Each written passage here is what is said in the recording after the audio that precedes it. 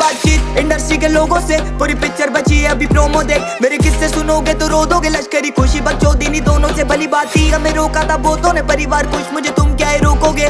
बिस्तर बना देंगे नोटों के अगर मेहनत को पैसों से तोलोगे। रुकेगी कलम नहीं जब तक जिंदा, मैं मरूंगी तब तक नहीं कला है जिंदा। मुझे लगता है जानती सब हूँ मैं, हार या जीत की होती नहीं चिंता। मैं सुनती हूँ लोगों को ज्यादा नहीं परा, मैं जानती सबके हूँ दिल का। मेरे होते पड़ोसी अमीर जो पैसा या बातें बनाने से मिलता। लो आदत डाल मैं रुकू, ये होगा नहीं सोचा नहीं किसी ने, करूंगी सब पैसों से लाखों का भरूंगी पेट में। मुझे नहीं कमाना भरने को घर, पहले भी बोला है मकसद